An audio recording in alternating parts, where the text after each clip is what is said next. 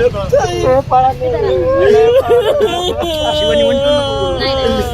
घ्या माझा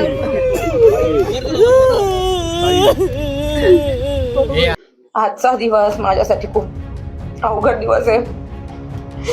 मला हे सगळं बोलत असताना माझा मागच्या 10-12 वर्षाचा संघर्ष आठवतोय. माझ्या खूप कमी वयामध्ये मी पोलिसांच्या लाटाकाटा खाल्ल्या. अक्षरशः मी ज्यावेळेस माझ्यावर गुन्हे दाखल व्हायचे त्यावेळेस मी पोलीस स्टेशनला 5-5 तास 2-2 दिवस मी संडास बाथरूमच्या बाहेर झोपलेली आहे. लग्नानंतर सुद्धा एकही दिवस नवीन नवरी म्हणून मी राहिले नाही की हो पहलगामचा आणि काश्मीरचा हल्ला हा फक्त धर्म विचारूनच झालेला आहे. परंतु मी ज्या पॉवरफुली ती भूमिका मांडली ती पॉवरफुली नंतर खाली जाऊ शकली नाही. देवेंद्र फडणवीस साहेब, मी मराठा आरक्षण मागते, तुमची बायको मागत नाही. तर हे वाक्य माझ्या तोंडातील नाही. मोठे लोक चुकतात. मी म्हणत नाही की मी चुकले नाही. पहलगामच्या प्रकरणामध्ये मी चुकले असेल, माफी पण मागितली, मी दिलगिरी व्यक्त केलेली आहे. झालेल्या सगळ्या चुकांबद्दल मी माफी मागते. माझ्यामुळं किंवा आपल्या एकत्रित येण्यामुळं तुमच्या राजकीय कार्यकर्त्याला काही झालं असेल किंवा होते त्याबद्दल मी तुमची बायको म्हणून तुमचे चरण धरून तुमचे खूप खूप आभार मानते. आमच्या दोघांचा विवाह झाला. दोघांची पक्षीय भूमिका तुम्ही सर्वांनी पाहिली. तुमच्या मीडिया प्रतिनिधींनी अतिशय प्रेम केलेलं आहे या सगळ्या संघर्षामध्ये. माझा संघर्ष 2 व्हीलर पासून इथपर्यंत तुम्ही पाहिलाय. हिचा संघर्ष बाकी महाराष्ट्रातल्या मीडियाने पाहिलाय. परंतु हे तो असं होत असताना आम्ही प्रत्येक जण प्रत्येक भूमिकेशी प्रामाणिक राहिलो. आणि सोशल मीडियाचा बळी जो असतो तो बळी आज माझी पत्नी ठरलेली आहे. ते कसं तर त्याचे व्हिडिओज मी तुम्हाला देऊ शकतो. जे शब्द माझ्या पत्नीचे नाहीत ते शब्द तिच्या तोंडामध्ये घातले गेले. आदरणीय देवेंद्रजी फडणवीसांविषयी आरक्षण मागतोय, तुमची बायको नाही, असं जे स्टेटमेंट केलं त्याचा ते हिचं नव्हतंच, माझ्या पत्नी पूजा जाधवचं नव्हतं, ते दुसऱ्यांचं होतं, ते दाखवलं गेलं. नंतर पहलगामच्या प्रक्रियेमध्ये जी काय प्रक्रिया केली त्या प्रक्रियेमध्ये त्यांनी चुकीचं केलं हे सगळं ते सांगल. परंतु ह्या सगळ्या प्रक्रियेमध्ये मला एक सांगायचंय की एक कार्यकर्ता म्हणून काय करून देऊ शकतो आणि कार्यकर्त्यांनी ठरवलं तर काय होतं हे या 2026च्या निवडणुकीमधनं मी पुणे शहराला दाखवून दिलेलं आहे. प्रभाग क्रमांक 1 मध्ये तयारी केली. प्रभाग क्रमांक 1 मधल्या माझ्या माता भगिनी, माझे भाऊ या ठिकाणी आलेले आहेत. प्रभाग क्रमांक 1 मध्ये कुठल्याही पक्षाचा सर्वे बघितला तर त्या सर्वे मध्ये आम्ही प्लस होतो. तिथं काय समीकरण झाली, निष्ठावंताला संधी दिली, आम्ही पक्षाचा निर्णयाचा स्वीकार केला. परंतु ज्या ज्या प्रभाग क्रमांक 1 मधल्या व्यक्तीनं, ज्या माय भगिनीनं, ज्या कार्यकर्त्यांना आमच्या पाठीशी उभे राहिले त्यांची कान धरून माफी मागतो. तुमची इच्छा, त्या प्रभागातलं वातावरण आम्ही बदललं होतं, आम्ही लढणार होतो, आम्ही निवडून येतो. प्रभाग क्रमांक 1च्या वासियांची पहिल्यांदा आम्ही माफी मागतो. त्यानंतर दुसरी माफी मागतो आम्ही. माझ्या शेजारी हा जो बसलेला माझा भाऊ सुभाष चव्हाण दिसतोय, या सुभाष चव्हाणांची आणि आणखीन एक माझ्या भगिनी आहेत आदिती बाबर, त्या भगिनीची, त्याचबरोबर जे इच्छुक होते त्या सगळ्यांची मी माफी मागतो.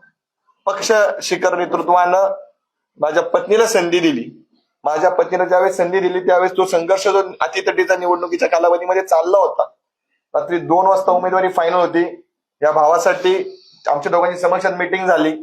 त्यांनी मोठं मन दाखवलं. सकाळी अखेरच्या दिवशी 11:30 वाजता उमेदवारी मिळाली. या भावाने स्वतः फोन करून सांगितलं मी थांबतो, संधी तुम्हाला घ्या म्हणून. कारण की त्या पद्धतीचं वातावरण मी प्रभाग 1 मध्ये केलेल्याचा इम्पॅक्ट 2 मध्ये तयार झाला होता. म्हणून 2 मधले 4 सीट आम्ही काढू शकतो.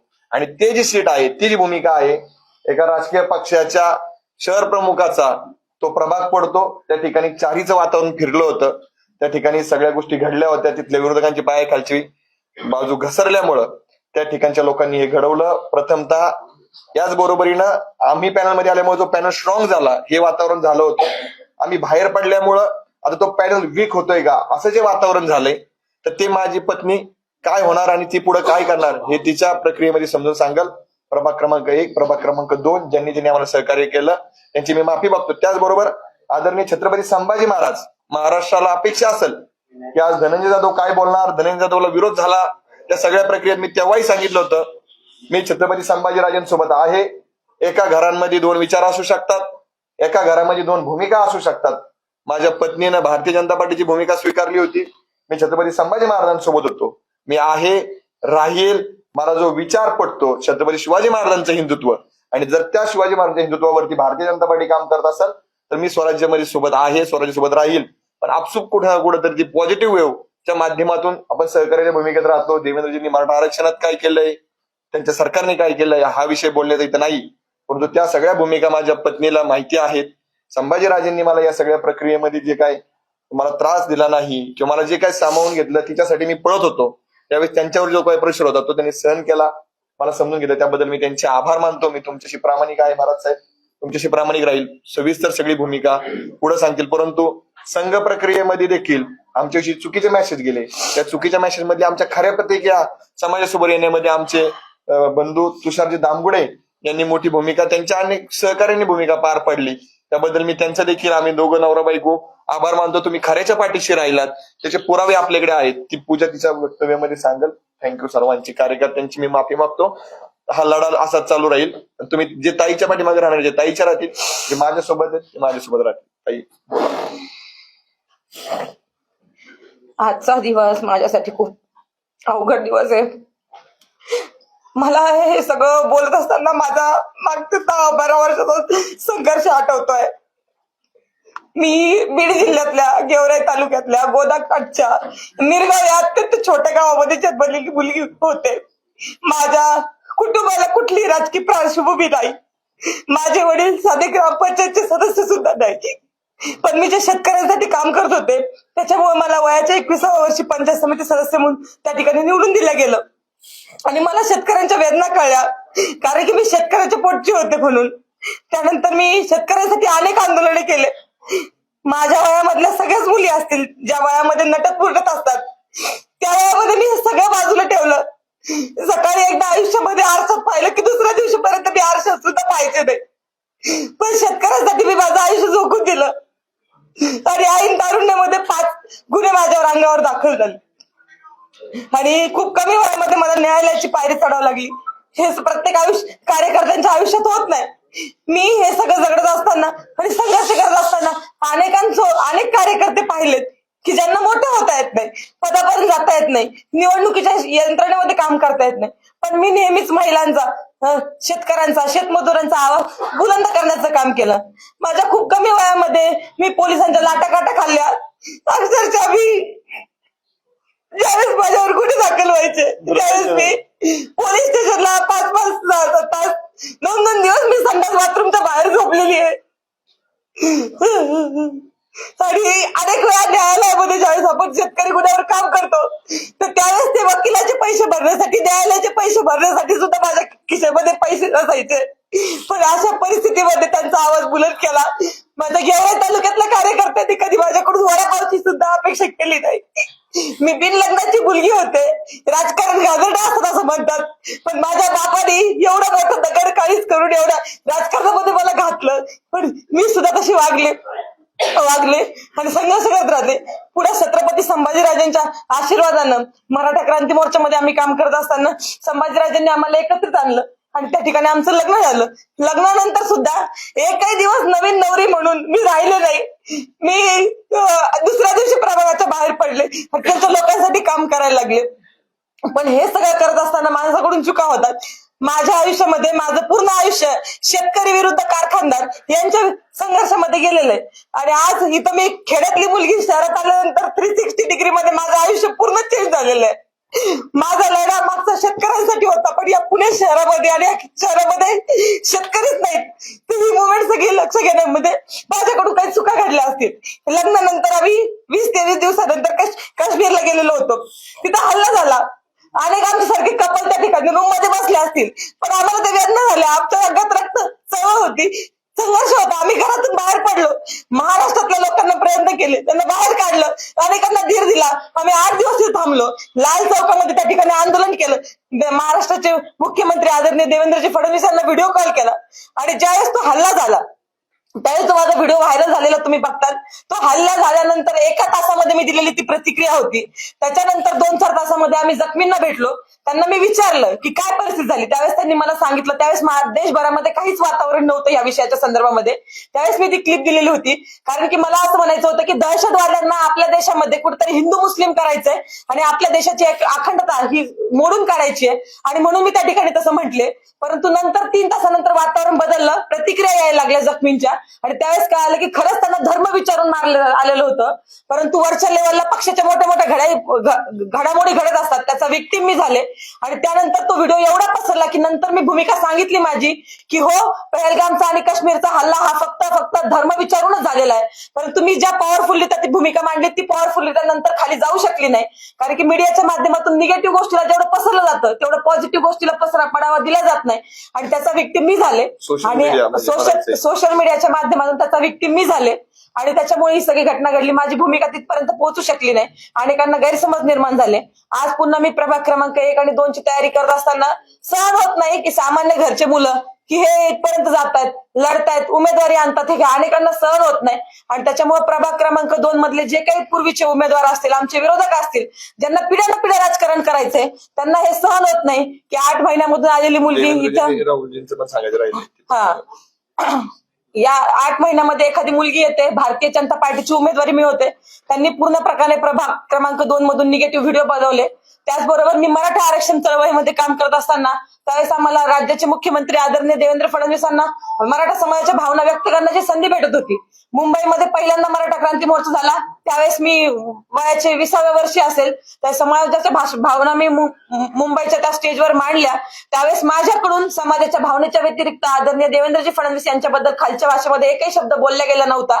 पण कुणीतरी एक मुलगी होती क्रांती मोर्चातली, तिच्या तोंडातून असं वाक्य गेलेलं आहे की देवेंद्र फडणवीस साहेब, मी मराठा आरक्षण मागते, तुमची बायको मागत नाही. तर हे वाक्य माझ्या तोंडातील नाही, हे वाक्य कोणतरी इतर मुलीने बोललेलं आहे, परंतु आज ते माझ्या तोंड घशी पाडलेलं आहे. आणि हे मीच बोलला सांगते, मी वारंवार सांगतेय की हे वाक्य माझं नाही, मी व्हिडिओ रिलीज करते. परंतु ही जी प्रभागातली टीम आहे विरोधकांची ट्रोलर्स करणारी, ही मोठ्या प्रमाणामध्ये फैलावत चाललेली, ह्याचा विक्टीम, ह्याचा बळी मी आज ठरलेला आहे. मला सगळ्यांना एकच विनंती करायची की सामान्य कुटुंबातून येऊन हे करणं. राहुल गांधींचा एक फोटो माझ्यासोबत व्हायरल होतोय, आणि मी कुठेतरी त्यांच्या मुवमेंटमध्ये आहे आणि भाजपमध्ये मला एंटर केलं असं पण पसरवलं जातंय. मी शेतकरी संघटनेत काम करत होते. राहुल गांधींचा व्हिडिओ बघा, आज पण माझ्या छातीला शेतकरी संघटनेचा बिल्ला आहे, आणि मी त्यांच्याकडे कापूस घेऊन गेलेले. माझ्या गावाकडून मी एसटीने राहुल गांधींना भेटण्यासाठी पोहोचले होते, कारण की ते मराठवाड्यात आलेले होते. एसटीने पोहोचून सकाळी 5:30 वाजता मी त्यांना गाठलं होतं आणि त्यांना सांगितलं होतं की आयात निर्यात धोरण हे कापसाचं बदललं पाहिजे, त्याच्यावर काम झालं पाहिजे, तर शेतकऱ्यांना कापसाला न्याय भेटेल, शेतकऱ्यांना भाव भेटेल. परंतु आज ते कापूस वगैरे सगळं सोडून दिलंय त्यांनी. फक्त त्यांनी काहीतरी व्हिडिओ व्हायरल करायचा, एखादं कुणाला तरी भेटतं, अशी खूप मोठी गँग मला वाटतं देशभरामध्ये झाली. याचं व्हिक्टीम सामान्य घरचे मुलं होतात. एक तर कार्यकर्ता कुणी आपल्या सामान्य घरात लढणारा तिथपर्यंत पोहोचत नाही. तिथपर्यंत पोहोचून धनाभाऊंचं लग्न झालं, आणि त्याच्यानंतर मी तिथपर्यंत पोहोचू शकले. त्यांच्या आशीर्वादानं आणि त्यांच्या सगळ्या आजपर्यंतच्या केलेल्या कामामुळे मी तिथपर्यंत पोहोचू शकले. परंतु आणि सगळ्या सहकार्यांमुळे, धनाभाऊंना ज्यांनी आजपर्यंत सहकार्य केलं त्यांच्यापर्यंत मी आज पोहोचू शकले. परंतु हे सगळं मोडीत काढण्यासाठी त्यांनी हे षडयंत्र केलेलं आहे. मला माहिती आहे की भारतीय जनता पार्टीने मोठ्या मनाने मला या प्रक्रियेमध्ये स्वीकारलं होतं, आणि ज्यावेळेस आपलं लग्न होतं त्यावेळेस हिंदू धर्म संस्कृतीमध्ये आपण पतीला देव मानतो, त्या ठिकाणी मी त्यांना देव मानून त्यांनी घेतलेला निर्णय हे त्यांच्या दोघांनी एकत्रितपणे विचार करून आम्ही भारतीय जनता पार्टीची पूर्ण आचारसंहिता असेल, त्यांचे नियम कानून असतील किंवा त्यांची एक ठेवण असेल, ती सगळी समजून घेऊनच मी भारतीय जनता पार्टीमध्ये प्रवेश केला होता. नेत्यांनी सुद्धा माझ्यावर विश्वास ठेवला, आणि त्यांनी अनेक पक्ष देत नसतील उमेदवाऱ्या, परंतु भारतीय जनता पार्टीने माझं काम बघून, सर्वे बघून मला त्या ठिकाणी उमेदवारी दिली होती. असं इतर पक्षामध्ये होताना दिसत नाही. मी त्यांचे खूप खूप आभार मानते. परंतु कुठल्याही सामान्य कार्यकर्त्याचा जो 8x10च्या खोलीमधून येतो, धनाभाऊंचं 2017च्या पूर्वीचं आयुष्य बघा तुम्ही, 8x10च्या खोलीमध्ये धनाभाऊ मोठेचे झालेले आहेत. अक्षरशः त्या रूमला संडास बाथरूम सुद्धा नव्हतं, अशा परिस्थितीमध्ये धनाभाऊ मोठे झालेले. तिथंच बेडरूम, तिथंच किचन, वरतून कॅवलर पडू नये म्हणून त्याला मध्येच खांब लावलेला, अशा परिस्थितीमध्ये हा कार्यकर्ता मोठा झालेला आहे. मग ह्या ट्रोलर्सला सगळ्यांना तुम्ही सहन करतात.